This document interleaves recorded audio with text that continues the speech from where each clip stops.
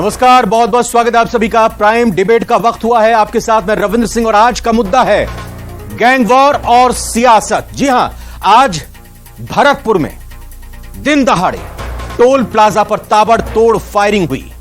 पूरा इलाका गोलियों से गूंज उठा। गैंगस्टर कुलदीप जगीना की हत्या कर दी गई। पुलिस वालों के सामने ही दो गैंगस्टर्स पर इतनी गोली बरसाई गई कि अस्पताल में कुलदीप ने तो दम तोड़ दिया और दूसरे अपराधी विजयपाल की हालत गंभीर बनी हुई है। और जिस गैंगस्टर की हत्या की गई उसने बीजेपी नेता की हत्या की थी। इस मामले पर सियासत भी तेज हो गई है। प्रदेश सरकार में मंत्री गोविंद मेघवाल ने कहा है कि आबादी बढ़ने के कारण अपराध बढ़ रहे हैं। वहीं बीजेपी ने पलटवार करते हुए कहा कि नाकामी छुपाने के लिए ऐसे बयान दिए जा रहे हैं। इसी मुद्दे पर चर्चा होगी। पहले एक रिपोर्ट देखते हैं। बीजेपी नेता कृपाल जगीना हत्याकांड के आरोपियों पर फायरिंग।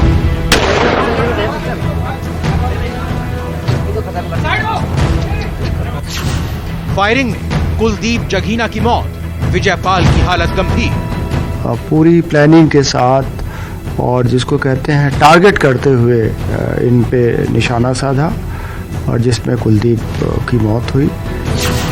4 आरोपी गिरफ्तार। बयाना के सूपा गांव में हुई बदमाशों और पुलिस की मुठभेड़। 4 आरोपी जो थे, एक तो बबलू, विष्णु जाट, सौरभ लोल्हारा तथा धर्मराज, ये 4 आरोपी हैं जिनको पुलिस द्वारा हिरासत में लिया गया है। मंत्री गोविंद मेघवाल के विवादित बोल, अपराध के लिए बढ़ती आबादी जिम्मेदार। वैसे तो गंभीर है, अपराध नहीं होना चाहिए, लेकिन जनसंख्या बढ़ रही है, अपराध बढ़ रहा है। बीजेपी ने कहा आबादी अन्य प्रदेशों में भी बढ़ी, लेकिन कंट्रोल में है अपराध। तो आबादी सिर्फ भारत और राजस्थान के अंदर नहीं बढ़ रही, आबादी तो अन्य प्रदेशों के अंदर भी बढ़ रही है, लेकिन अन्य प्रदेशों के अंदर क्राइम कंट्रोल के अंदर है। पुलिस की कस्टडी में कुलदीप जगीना का सरेआम हत्या हो जाए, राजस्थान में ना कानून बचा ना व्यवस्थाएं बची है। गैंग वॉर और सियासत।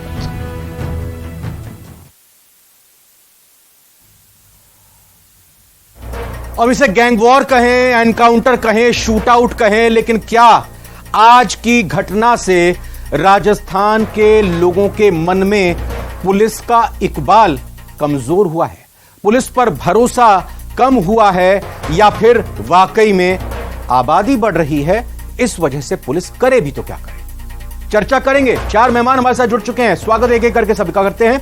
रामलाल शर्मा मुख्य विधायक हैं, विधायक और मुख्य प्रवक्ता हैं राजस्थान बीजेपी के। स्वागत आपका। आरसी चौधरी साहब पीसीसी महासचिव हैं, बहुत बहुत स्वागत आपका। अनिल गोठवाल जी पूर्व पुलिस अधिकारी और महेश शर्मा जी बतौर पत्रकार हमारे साथ जुड़ चुके हैं। अनिल गोठवाल जी, आपसे पहला सवाल मैं करूंगा, क्या वाकई में बढ़ते अपराध के लिए बढ़ती हुई आबादी जिम्मेदार है? और अगर सर है जिम्मेदार, तो फिर क्या बदमाशों के हौसले इतने बुलंद हैं कि वो इत्मीनान से आते हैं, गाड़ी पे सवार होकर बस को रोकते हैं, पुलिस मौजूद है, मिर्ची का पाउडर उनकी आंखों में झोंकते हैं, टारगेट किलिंग करते हैं और उसके बाद फरार हो जाते हैं? आपने बहुत अच्छा क्वेश्चन किया और ये बिल्कुल सत्य है कि जहां पर विकासशील देश है, विकास होता है और जनसंख्या का नियंत्रण नहीं होता, जनसंख्या बढ़ती है, वहां पर अपराध के रेशो भी एक ईयरली बढ़ता जाता है। हाँ, लेकिन इसका ये उत्तर होना चाहिए कि हमें ऐसी पुलिसिंग करनी चाहिए, ऐसे प्रिवेंटिव एक्शंस लेने चाहिए कि अपराधियों के और अपराध में किस हिसाब से कमी आए, हम कैसे कम करने की कोशिश करें। उसके लिए हम जानते हैं कि अपराध घटित ही नहीं हो, तो उसके पहले जो प्रिवेंटिव एक्शंस हैं, प्रिवेंटिव एक्शंस का मतलब है कि अपराधी चिन्हित करके जो पूर्व में लिप्त हैं उनको पहले से पाबंद किया जाए। हमारे सर्विलेंस विजिलेंस जो है उनको आगे किया जाए। और मेरा ये मानना है कि ये सारी चीज़ें हैं, पुलिसिंग का एक पार्ट को लेकर जब तक हम उसके अंदर स्ट्रांगली पुलिसिंग को नए नवाचार के जो नई टेक्नोलॉजीज को काम में लेके हम अपराध, अब आज देखिए कि सारे अपराध इससे इंटरनेट से नेट से जुड़े हुए हैं, तो हमें भी उसी के आधार के ऊपर आगे। अनिल गोठवाल जी, आपने इस बात को तो स्वीकार किया, कहा कि ठीक है ये अपराध बढ़ने के पीछे जनसंख्या का बढ़ना भी एक कारण है, लेकिन सर मुझे एक चीज आप ये बताइए, आप पूर्व पुलिस अधिकारी रह चुके हैं, कई केस आपने सुलझाए होंगे, इन्वेस्टिगेटिव ऑफिसर रहे होंगे और विचाराधीन कैदियों को जब अदालत में पेशी के लिए ले जाया जाता है तो आपने भी टीम गठित की होगी, आप भी उस टीम का हिस्सा रहे होंगे। क्या एक मर्डर के आरोपियों को इस तरह से सरकारी रोडवेज बस में बैठाकर, खचाखच वो बस भरी हुई है, और उन लोगों को भरतपुर जेल से जयपुर जेल में इसलिए शिफ्ट किया गया था क्योंकि भरतपुर जेल में उन पर आरोप लगे कि वो खुलेआम मोबाइल का इस्तेमाल कर रहे हैं। तो ऐसे लोगों के लिए क्या जो जेल मैनुअल रखती है अपनी बात, उसको फॉलो किया गया? हालांकि कहा यह जा रहा है कि रिव्यू कर रहे हैं जेल मैनुअल को कि वो सही था ले जाना इनको या किसी और तरीके से इनको प्राइवेट गाड़ी में ले जाना था।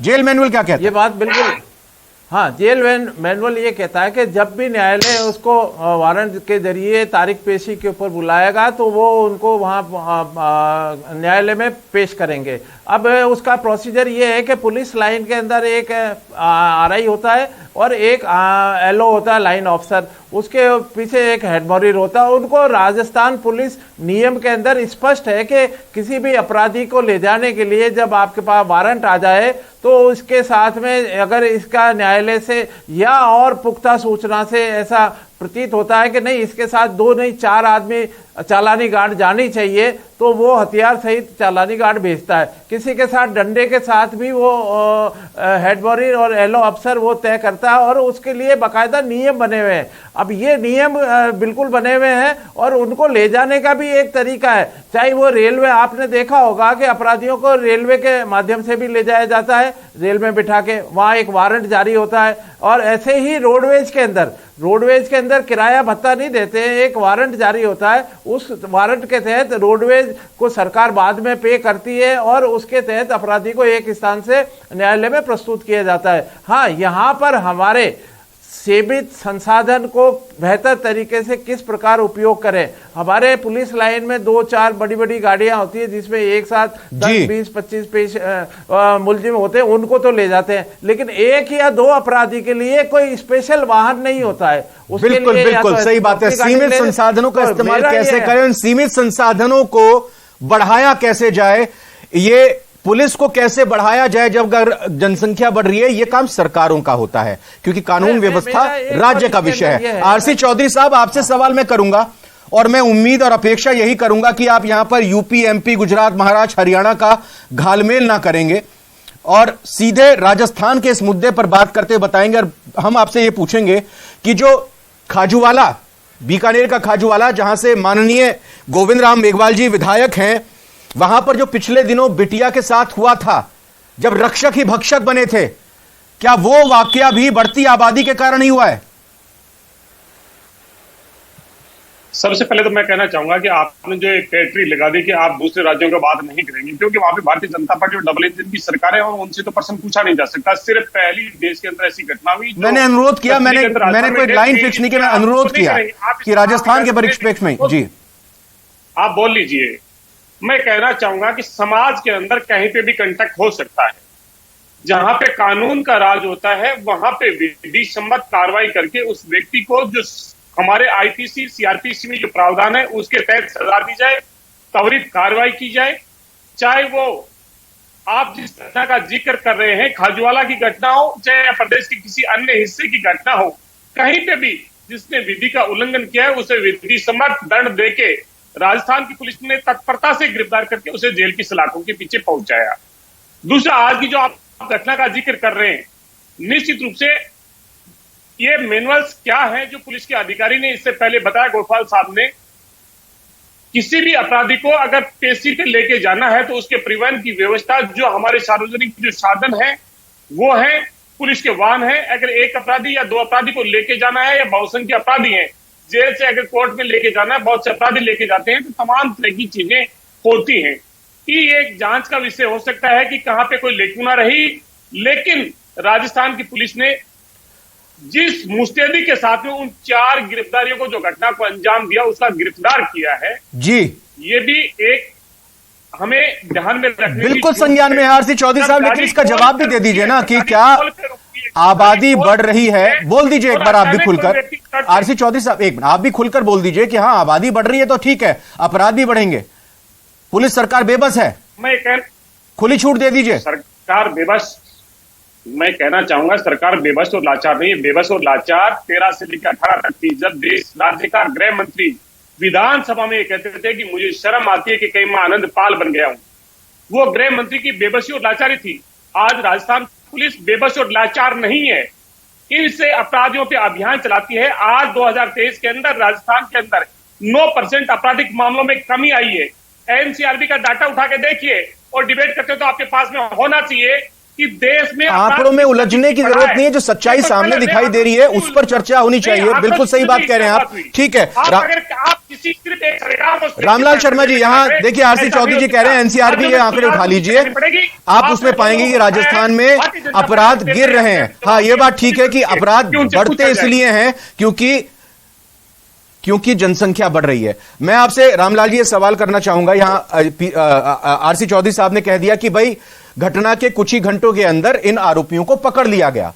और दूसरी चीज आपसे यह भी सवाल होगा मेरा एक सप्लीमेंट्री, कि आपकी पार्टी के सांसद की तरफ से यह कहना कि जिन अपराधियों को पेशी के लिए लाया जा रहा था उनमें से अपराधी एक क्या कुछ खुलासा करने जा रहा था, क्या कुछ ऐसी बात रखने जा रहा था जो अनकंफर्टेबल सरकार को करने जा रहा था। बड़े ज्ञानी है आपके सांसद, उनको पता था कि क्या कुछ वहां पर जवाब दिया जा रहा है। मतलब यह कि क्या इस पर भी राजनीति होगी इस तरह की बातों पर?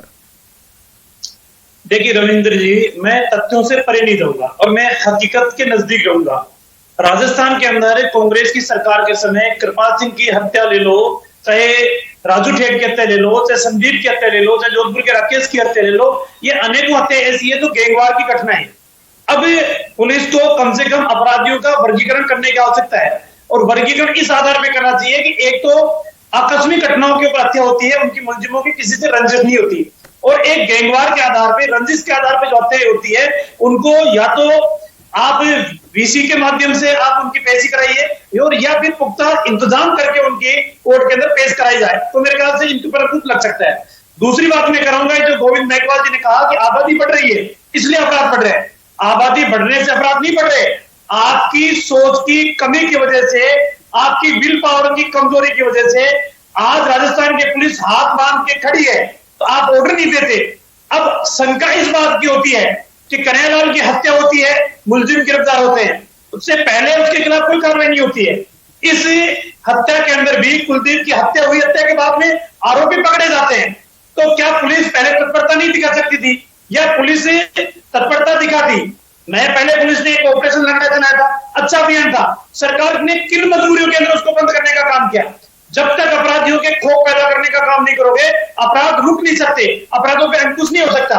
और सरकार खुद अपने आप को बचाने के लिए ही पूरा ध्यान केंद्रित कर रखी है कि मेरी सरकार 5 साल। आरसी चौधरी साहब, रामलाल शर्मा जी आरोप लगा रहे हैं कि पुलिस के हाथ बांधे हुए हैं सरकार ने। मैं कहना चाहूंगा, धन्यवाद देना चाहूंगा रामलाल जी ने इस बात को स्वीकार किया कि देश के जो गृह मंत्री वो ये कहते हैं कि कन्हैयालाल के हत्यारों को एनआईए ने गिरफ्तार किया। ये इस बात को तो स्वीकार करते हैं कि राजस्थान की पुलिस ने किया और आपके चैनल भी स्वीकार करेगा क्योंकि वो विजुअल्स तो आपके पास में होंगे 4 घंटे में। और अरे राजस्थान की पुलिस ने नहीं किया, वो तो स्थानीय ग्रामवासियों ने पकड़ा है, फिर पुलिस को हैंड ओवर किया है।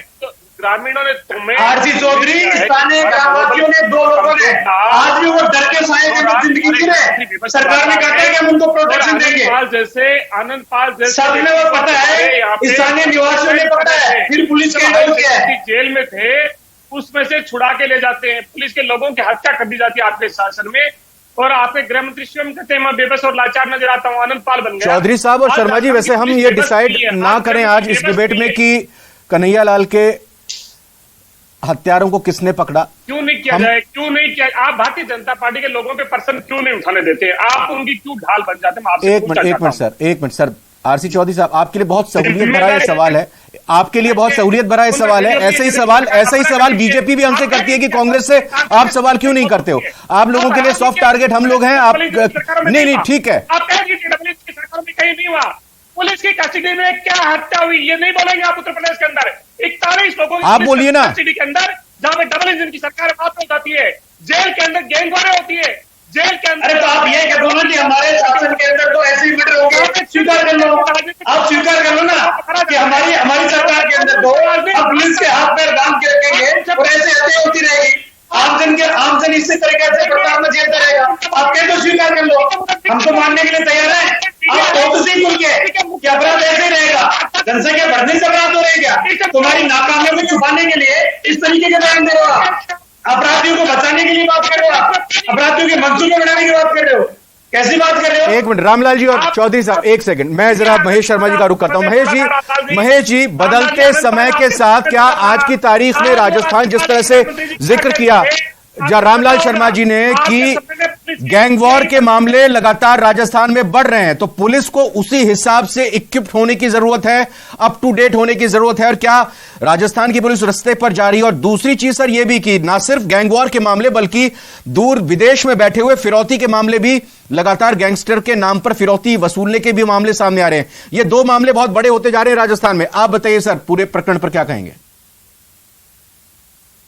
देखिए, जहां तक ये जो व्यवस्था हुई है, किसके आरोप प्रत्यारोप में तो मैं नहीं जाऊंगा, सीधी सी बात ये है कि पुलिस की कार्यशैली में परिवर्तन लाने की मतलब आवश्यकता है।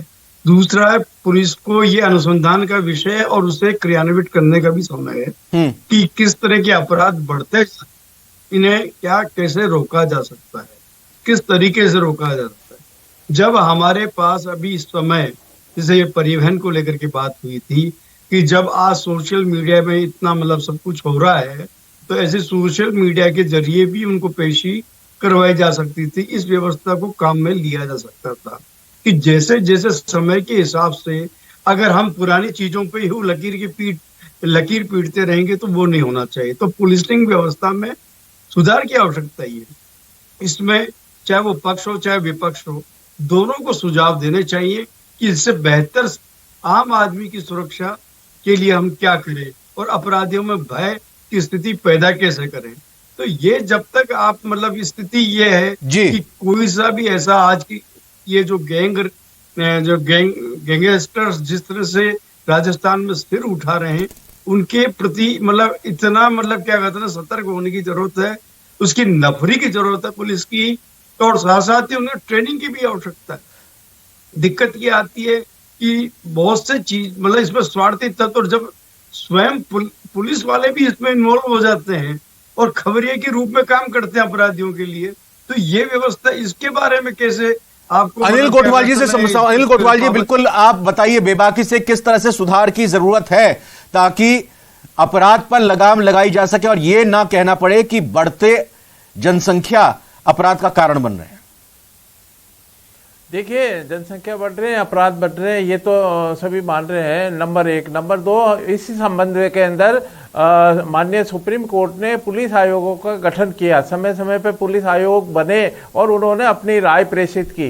राय के अंदर ये बताया गया राज्यों को कि आप नफरी की बढ़ाइए, जहाँ पर परसेंटेज है तो उसके आधार के ऊपर उन्होंने नफरी का एक आदर्श स्थिति बताई।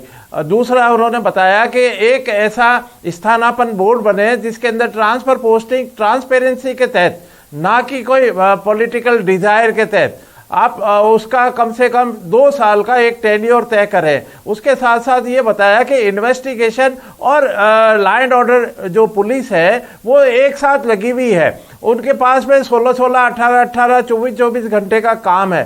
काम के लिए आप नफरी को बढ़ाइए और इसके अंदर इन्वेस्टिगेशन और लॉ एंड ऑर्डर दोनों को अलग अलग कीजिए। ये आज तक नहीं हुआ, ना स्थानापन्न बोर्ड हुआ। हाँ, एक्ट बन गया, सारे सब कुछ हो गए, लेकिन जो फ्री हैंड मिलना चाहिए पुलिस को, उसमें कहीं ना कहीं कमी रह रही है। हमारे नवाचार करने की आवश्यकता है कि हम अब 21वीं सदी की जो टेक्नोलॉजी जा रही है, जो इंटरनेट से बाहर बैठे, विदेश से बैठे बैठे फिरौतियां मांग रहे हैं, उनका हम कैसे निपटान करें। उनका हमारे जो ट्रेनिंग है पुलिस की, आज भी हर थाना के ऊपर रोज बैंकों से, ये तो मर्डर का मामला, बैंकों से जो रुपए निकलते जा रहे हैं उसके ऊपर हम किसी प्रकार की ट्रेनिंग प्रत्येक थाने के अंदर नहीं दी जा रही। कोई टेक्नीशियन।